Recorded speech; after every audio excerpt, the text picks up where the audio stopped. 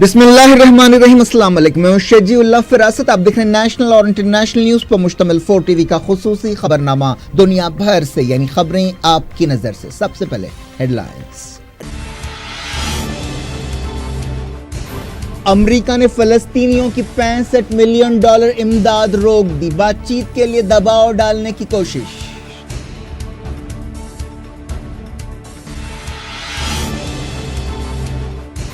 अमन या जंग का रास्ता यरूशलेम से गुजरता है, अमेरिका फैसला कर ले। जामिया अजहर में महमूद अब्बास का दो टोक खिताब।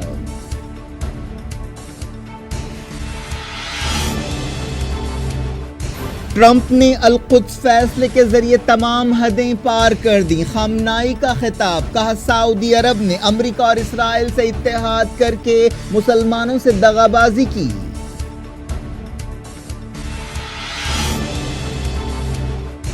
अल-हूसियों के मिसाइल हमले, सऊदी अरब ने कहा मार गिराया।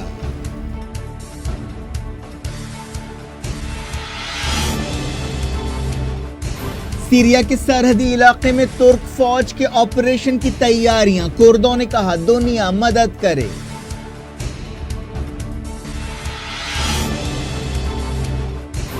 अमेरिका और इत्तेहादी मुल्कों की मीटिंग, टिलरसन ने कहा नॉर्थ कोरिया न्यूक्लियर प्रोग्राम नहीं रोकेगा तो फौजी कार्रवाई करेंगे।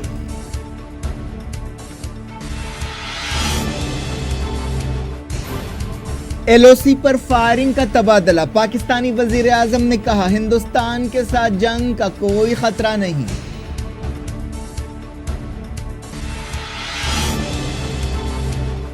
साउथ अफ्रीका ने हिंदुस्तान की कामयाबियों का सिलसिला रोका। सेंचुरियन टेस्ट में कोहली की टीम को शर्मनाक शिकस्त।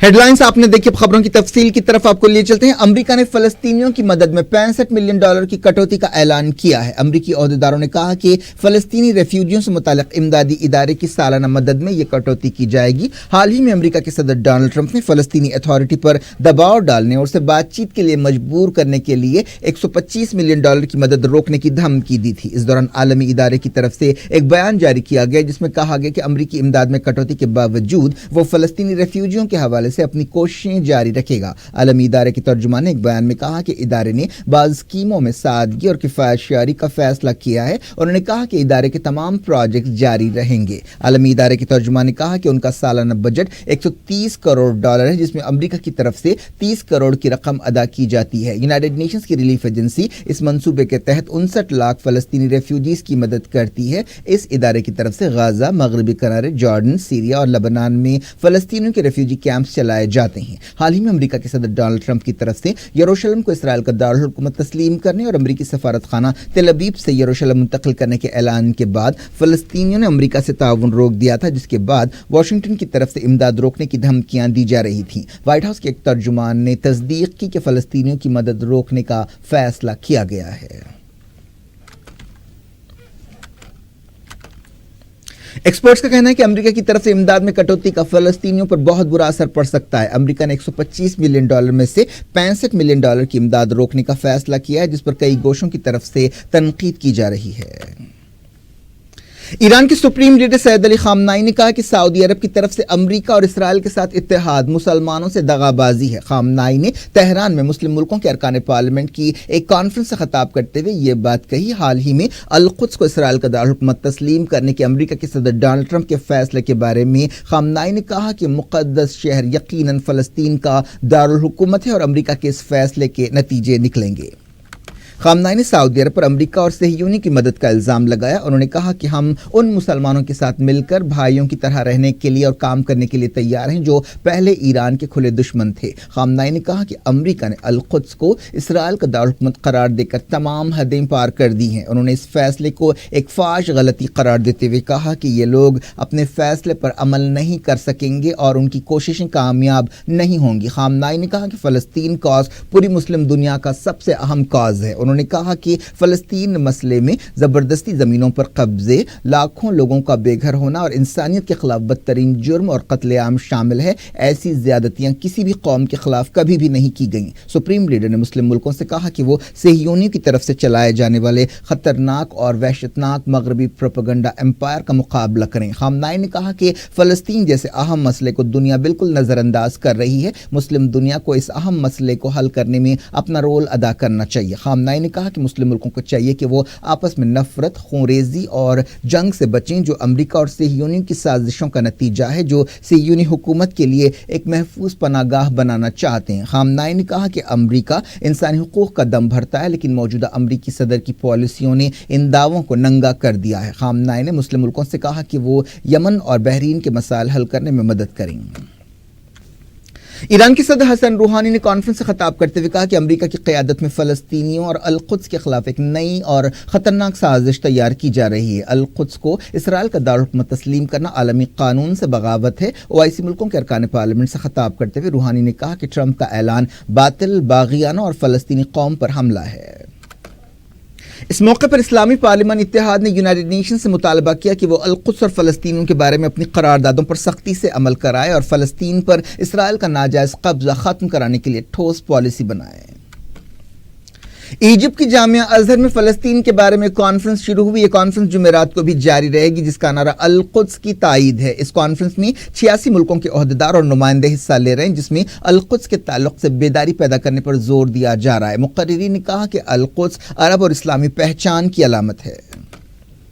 فلسطین کے صدر محمود عباس نے جامعہ ازہر میں اس کانفرنس سے خطاب کرتے ہوئے کہا کہ القدس سے یروشلم امن یا جنگ دونوں میں سے کسی ایک کا راستہ ہے اور امریکہ کو فیصلہ کرنا ہے کہ وہ کون سا راستہ چننا چاہتا ہے۔ انہوں نے امریکہ کے صدر ڈونلڈ ٹرمپ کے القدس فیصلے کو ایک جرم قرار دیا اور کہا کہ امریکہ اس کے بعد اسرائیلیوں اور فلسطینیوں کے درمیان بات چیت کرانے کی پوزیشن سے اور حق سے محروم ہو گیا ہے۔ محمود عباس نے کہا کہ امریکہ نے عالمی قانون اور عالمی قراردادوں کی خلاف ورزی کرتے ہوئے القدس کے فیصلے کا اعلان کیا ہے۔ انہوں نے کہا کہ فلسطینی عالمی عدالت میں ایک درخواست داخل کریں گے اور فلسطینیوں کے حق واپس لینے تک پرامن جدوجہد کرتے رہیں گے۔ سعودی عرب کی کیبنٹ نے فلسطینی علاقوں میں یہودی بستیوں کی تعمیر کے نئے منصوبوں کی مذمت کی ہے۔ سعودی عرب کے شاہ سلمان کی صدارت میں ریاض کے الیمامہ پیلس میں کیبنٹ کی ایک میٹنگ ہوئی، جس میں یہودی بستیوں کی تعمیر کے فیصلے کو ایک چیلنج قرار دیا گیا اور کہا گیا کہ یہ فلسطینی عوام کے حقوق کی خلاف ورزی ہے۔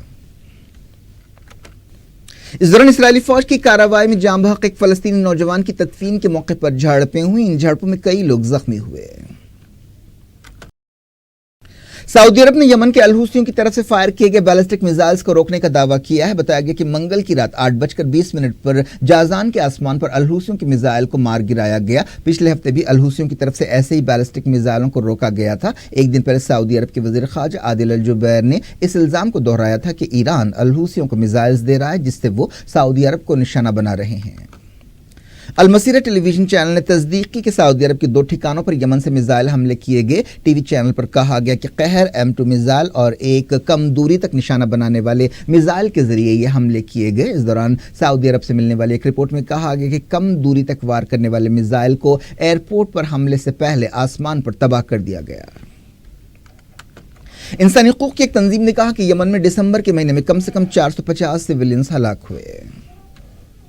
سعودی عرب کے شاہ سلمان نے یمن کو مالی بحران سے بچانے کے لیے ہادی حکومت کے وزیر اعظم کی درخواست پر فوری $2 بلین منتقل کیے۔ سعودی عرب نے ایک بیان میں کہا کہ یہ فنڈز یمن کے سینٹرل بینک میں جمع کرائے جائیں گے تاکہ یمنی عوام کی مدد کی جا سکے جن کی معاشی صورتحال بگڑتی جا رہی ہے۔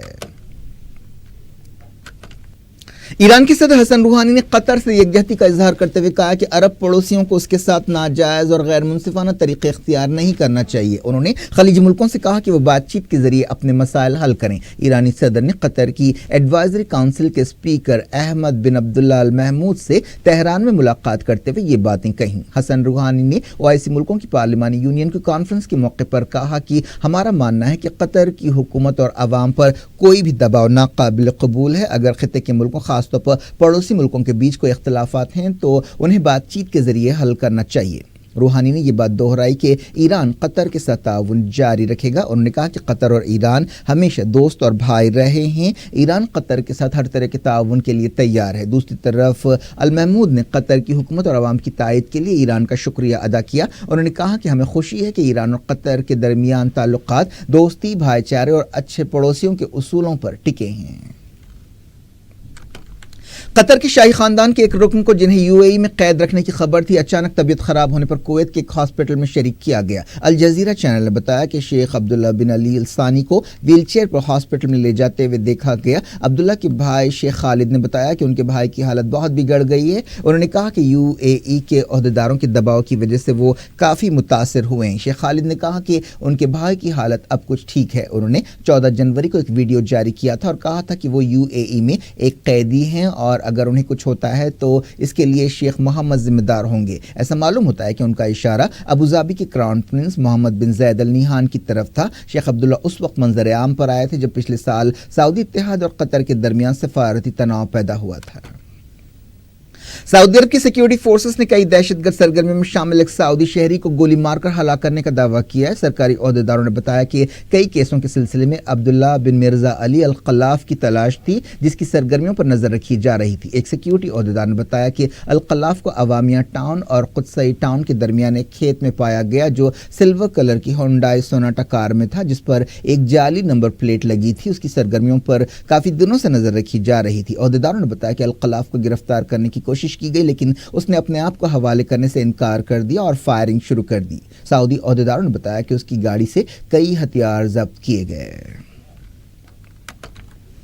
سعودی عرب کے دارالحکومت ریاض کی ریٹس ہوٹل میں جلد ہی معمول کی سرگرمیاں شروع ہو جائیں گی۔ حال ہی میں سعودی عرب کی بعض اہم شخصیتوں کو گرفتار کر کے ریٹس ہوٹل کو عملاً جیل میں تبدیل کر دیا گیا تھا۔ اب بھی کچھ قیدی وہاں موجود ہیں جبکہ بعض کو یا تو چھوڑ دیا گیا ہے یا پھر دوسری جگہ منتقل کیا گیا ہے۔ پتہ چلا ہے کہ ریٹس ہوٹل کی ویب سائٹ کے ذریعے اب 14 فروری سے بکنگ شروع کر دی گئی ہیں۔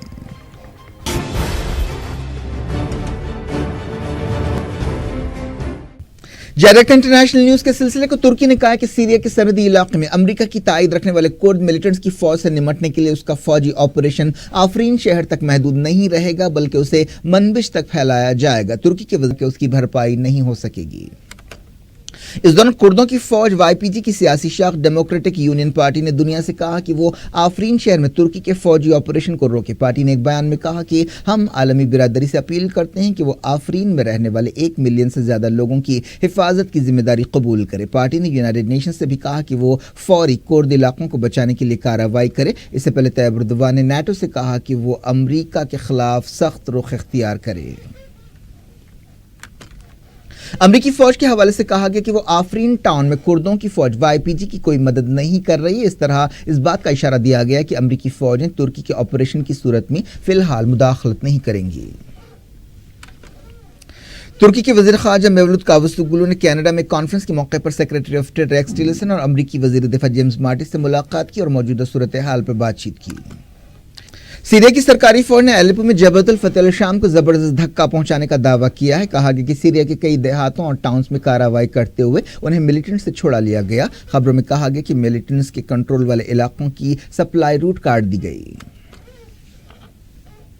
سعودی عہدیداروں نے کہا کہ حج اور عمرے کے دوران اب صرف 25 سال اور 60 سال کی عمر کے درمیان کے لوگوں کو ہی ویل چیئر پر دھکیلنے کی اجازت دی جائے گی۔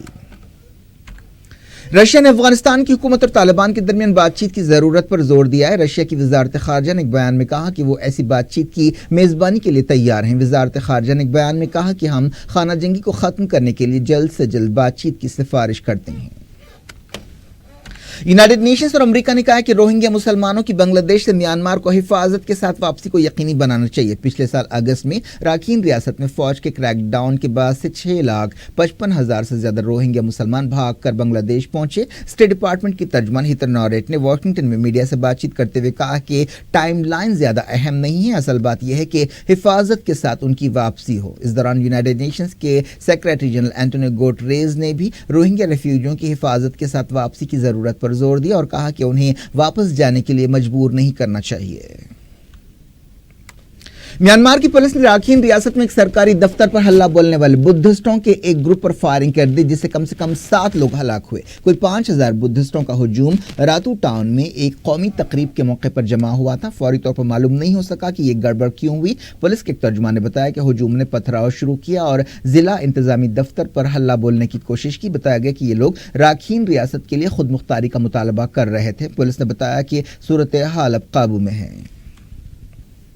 अमेरिका की सेक्रेटरी ऑफ टेक्स टिलरसन ने नॉर्थ कोरिया को धमकी दी है कि अगर वो अपना न्यूक्लियर प्रोग्राम बर्खास्त नहीं करता है तो उसके खिलाफ फौजी कार्रवाई की जाएगी। टिलरसन ने कहा कि नॉर्थ कोरिया अब तक ये इशारे देने में नाकाम रहा है कि उसे संजीदा बातचीत में दिलचस्पी है। उन्होंने कनाडा के शहर वैंकूवर में एक मीटिंग के मौके पर यह बात कही। इस मीटिंग में अमेरिका और इत्तेहादी मुल्कों ने नॉर्थ कोरिया के खिलाफ पाबंदियां लगाने के बारे में बातचीत की। टिलरसन ने कहा कि नॉर्थ कोरिया न्यूक्लियर हथियारों के प्रोग्राम में काफी आगे बढ़ गया है। उसने inter continental ballistic missile programme में भी काफी तरक्की की है। उन्होंने कहा कि अगर नॉर्थ कोरिया बातचीत का रास्ता नहीं चुनता है तो उसके खिलाफ फौजी कार्रवाई की जाएगी। उन्होंने इस बारे में कुछ कहने से इनकार कर दिया कि क्या व्हाइट हाउस फिलहाल नॉर्थ कोरिया के खिलाफ फौजी कार्रवाई पर गौर कर रहा है। 20 मुल्कों ने इस मीटिंग में हिस्सा लिया, जिसकी मेजबानी अमेरिका और कनाडा ने मिलकर की। मीटिंग के बाद एक बयान जारी करते हुए कहा गया कि नॉर्थ कोरिया के खिलाफ पाबंदियां लगाने और सिफारती फैसले करने के बारे में इत्तेफाक पाया गया।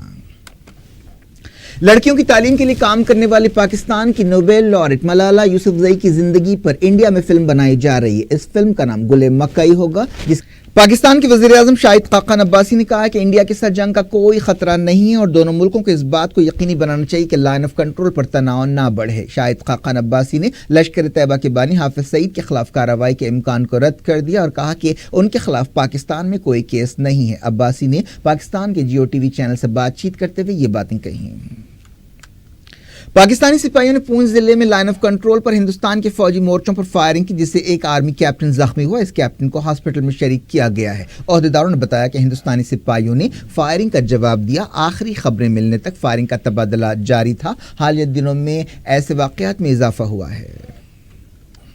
वज़ीर ख़ारजा सुषमा स्वराज ने कहा कि दहशतगर्दी कई बुराइयों की जड़ है। दिल्ली में कॉन्फ्रेंस से खिताब करते हुए उन्होंने कहा कि दहशतगर्दी का चैलेंज सबसे संगीन है और सोशल मीडिया के इस दौर में कट्टरपन और दहशतगर्दी फैलने के बहुत ज़्यादा खतरे हैं। एक दिन पहले इसराइल के वज़ीर आज़म बेंजामिन नेतन्याहू ने इस कॉन्फ्रेंस से खिताब किया था। इसराइली वज़ीर आज़म बेंजामिन नेतन्याहू ने वज़ीर आज़म नरेंद्र मोदी के साथ गुजरात का दौरा किया। दोनों साबरमती आश्रम गए और एक रोड शो भी किया। इसराइली वज़ीर आज़म 6 दिन के हिंदुस्तान दौरे पर हैं। Army chief general Bipin Rawat ने दिल्ली में कॉन्फ्रेंस से खिताब किया। उन्होंने सुषमा स्वराज की मौजूदगी में कहा कि दहशतगर्दों के खिलाफ तमाम महाजों पर कार्रवाई करनी चाहिए। क्रिकेट। हिंदुस्तानी क्रिकेट टीम को सेंचुरियन में साउथ अफ्रीका के खिलाफ दूसरे क्रिकेट टेस्ट मैच में 135 रन से शर्मनाक हार हो गई। इस तरह विराट कोहली की आलमी नंबर 1 टीम का मुसलसल 9 सीरीज जीतने का सिलसिला थम गया। हिंदुस्तानी टीम को पहले टेस्ट में 72 रन से शिकस्त हुई थी। दूसरा टेस्ट और ज्यादा बुरी खबर लेकर आया और 3 मैचों की सीरीज में वो 2-0 से पिछड़ गया। रोहित शर्मा ने 47 रन बनाए, जो सबसे बड़ा स्कोर रहा। हिंदुस्तान के सामने जीत के लिए 287 रन का टारगेट था और पूरी टीम 50 ओवर्स और 2 गेंदों में 151 पर सिमट गई। किसी भी मरहले पर ऐसा मालूम नहीं हुआ कि हिंदुस्तानी टीम कुछ मुकाबला करेगी। साउथ अफ्रीका की तरफ से नए बॉलर लॉन्गी गेडी ने 6 विकेट लेते हुए तबाही मचा दी। उन्हें मैन ऑफ द मैच करार दिया गया। साउथ अफ्रीका की टीम ने इस जीत के जरिए 2015 में हिंदुस्तान से 3-0 से शिकस्त का बदला ले लिया। हिंदुस्तान ने आखिरी दिन की शुरुआत 3 विकेट पर 35 रन से की। स्कोर इस तरह रहा: साउथ अफ्रीका 335 और 258, हिंदुस्तान 307 और 151। कैप्टन विराट कोहली ने सीरीज में नाकामी के लिए बैटिंग की नाकामी को जिम्मेदार ठहराया। मैच के बाद प्रेजेंटेशन तकरीब से खिताब करते हुए उन्होंने कहा कि हम अच्छी पार्टनरशिप बनाने और लीड हासिल करने में नाकाम रहे। उन्होंने कहा कि बॉलर्स ने अच्छा काम किया लेकिन बैट्समैनों ने मायूस किया। क्या कुछ हो रहा है आपकी दुनिया में? आखिर में हेडलाइंस दुनिया भर से एक बार फिर देखते हैं। अमेरिका ने फलस्तीनियों की $65 मिलियन इमदाद रोक दी। बातचीत के लिए दबाव डालने की कोशिश।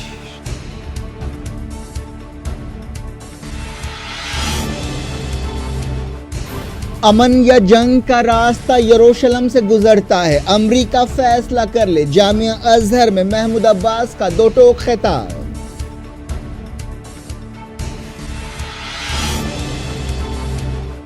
ट्रंप ने अल-कुद्स फैसले के जरिए तमाम हदें पार कर दी। खामनाई का खिताब। कहा सऊदी अरब ने अमेरिका और इसराइल से इत्तेहाद करके मुसलमानों से दगाबाजी की।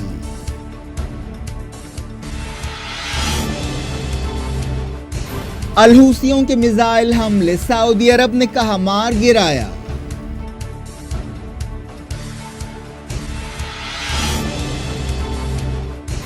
سیریا کے سرحدی علاقے میں ترک فوج کے آپریشن کی تیاریاں، کردوں نے کہا دنیا مدد کرے۔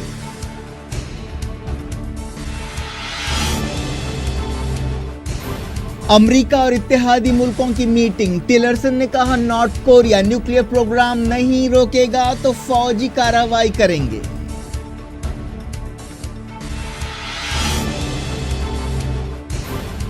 ایل او سی پر فائرنگ کا تبادلہ، پاکستانی وزیر اعظم نے کہا ہندوستان کے ساتھ جنگ کا کوئی خطرہ نہیں۔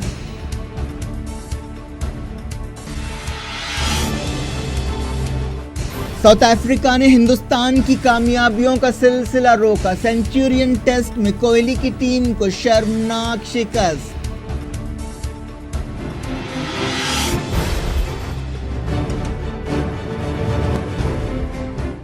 یہ تھی آج کی خبریں۔ شجی اللہ فراست کو دیں اجازت اور اپنا بے حد خیال رکھیں۔ اللہ حافظ۔